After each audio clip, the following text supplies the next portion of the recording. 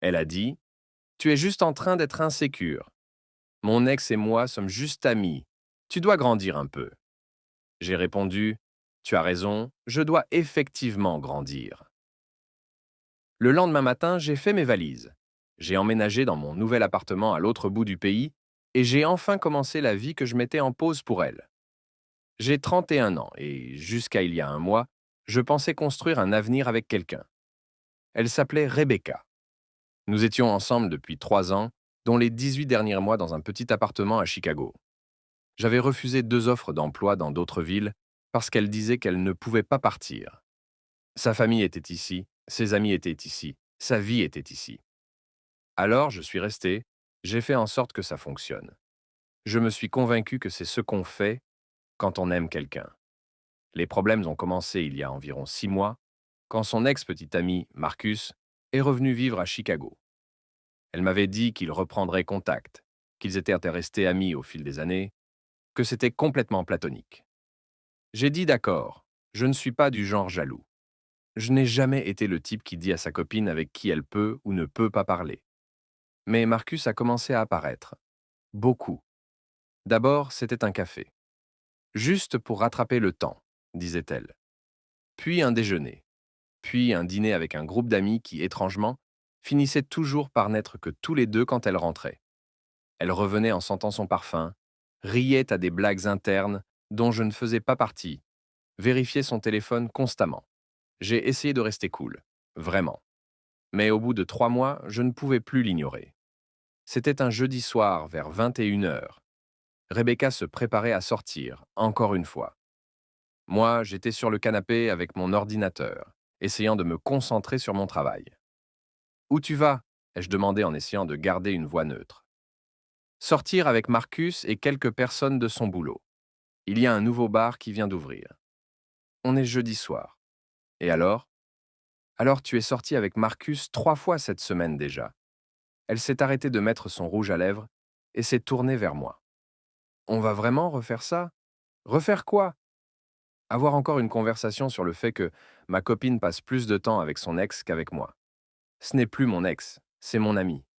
Il y a une différence? Parce que de là où je suis, ça ressemble exactement à des rendez-vous. Elle a levé les yeux au ciel. Tu es ridicule. On est juste amis, c'est tout. Alors pourquoi je ne peux pas venir? Parce que ce n'est pas ton milieu. Tu t'ennuierais? Et c'est moi. Non, j'ai besoin d'espace pour avoir ma propre vie. Je ne peux pas t'avoir sur le dos tout le temps. Je ne suis pas sur ton dos.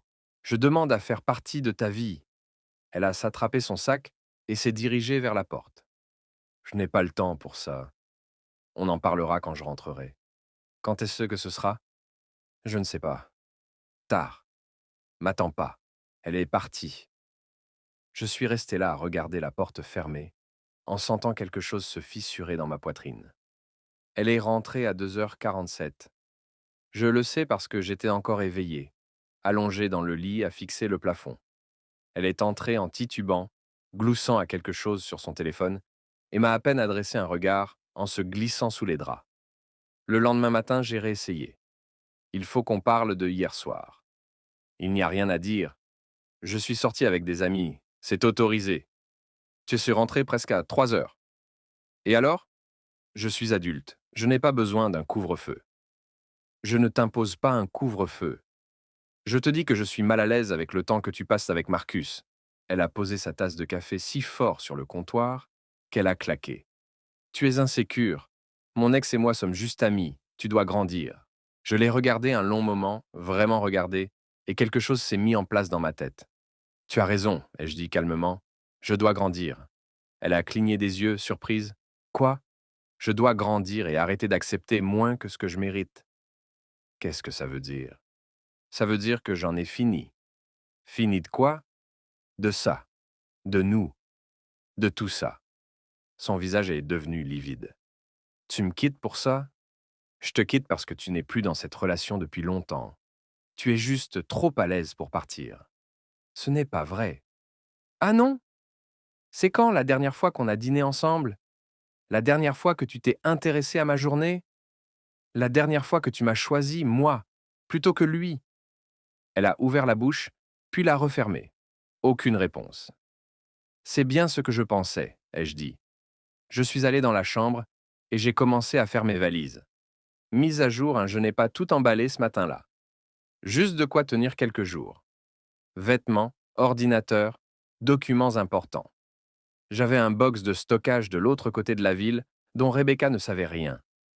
J'y avais commencé à mettre des choses 2 mois plus tôt, quand j'avais senti que quelque chose changeait. Appelez ça l'intuition ou l'autopréservation. Je suis parti pendant qu'elle était sous la douche. Je n'ai pas laissé de mots, pas dit au revoir. J'ai simplement verrouillé la porte derrière moi et conduit jusqu'à un hôtel près de l'aéroport O'Hare. Ce que Rebecca ne savait pas, j'étais en contact avec une entreprise à Seattle depuis 4 mois. Ils m'avaient proposé un poste en mars, un rôle senior, avec une augmentation importante. Je l'avais refusé à cause d'elle, mais j'avais gardé les coordonnées du recruteur, au cas où. Je l'ai appelé depuis la chambre d'hôtel. Salut, ça va paraître fou, mais ce poste est-il toujours disponible? On l'a pourvu, mais un nouveau vient de s'ouvrir. Rôle similaire, meilleure rémunération. Quand peux-tu commencer? Dans 2 semaines? Parfait, je t'envoie les papiers. J'ai raccroché et je me suis assis au bord du lit, me sentant plus léger que depuis des mois. Mon téléphone a commencé à vibrer vers midi. Rebecca. Je n'ai pas répondu. Elle a rappelé 4 fois encore, puis les messages ont commencé. Où es-tu? Il faut qu'on parle. Tu ne peux pas partir comme ça. C'est puéril. J'ai mis mon téléphone en silencieux et j'ai commencé à chercher un appartement à Seattle. Le soir même, j'en avais trouvé un T1 avec vue sur l'eau. Plus cher que ce que je prends habituellement, mais j'avais désormais le salaire pour. J'ai versé un acompte. Rebecca a appelé 8 fois de plus cette nuit-là. Je n'ai pas décroché. Mise à jour 2. Le lendemain matin, je suis retourné à l'appartement pendant que Rebecca était au travail. J'avais coordonné avec notre propriétaire pour retirer mon nom du bail. Il a été étonnamment compréhensif quand j'ai expliqué la situation. J'ai emballé le reste de mes affaires, uniquement ce qui était à moi. 3 allers-retours jusqu'au box de stockage. J'ai laissé ma clé sur le comptoir de la cuisine avec une note. Le bail est à ton nom maintenant. J'ai payé ma part jusqu'à la fin du mois. Bonne chance pour tout. Rebecca est arrivée alors que je chargeais le dernier carton dans ma voiture. Elle avait dû quitter le travail plus tôt. Qu'est-ce que tu fais? Exigea-t-elle en sortant de sa voiture. Je déménage. Où ça? Loin. Ce n'est pas une réponse. C'est la seule que tu auras. Elle a regardé les cartons dans ma voiture, puis moi.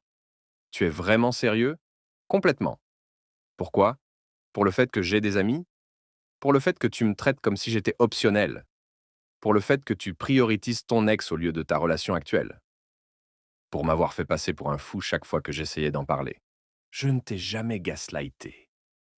Tu m'as dit que j'étais insécure, alors que j'avais des inquiétudes parfaitement raisonnables. Tu m'as fait me sentir fou de remarquer que ma copine sortait avec quelqu'un d'autre, en pratique. Je ne sortais pas avec Marcus. Peut-être pas techniquement, mais tu faisais tout comme. Et honnêtement, je m'en fiche maintenant. Tu peux faire ce que tu veux. Donc c'est tout? 3 ans? Et tu laisses ici tout tomber? Tu as laissé tomber il y a des mois. Je ne fais que te rattraper. Je suis monté dans ma voiture. Elle est restée là, immobile sur le parking, l'air perdu. Où vas-tu? Cria-t-elle.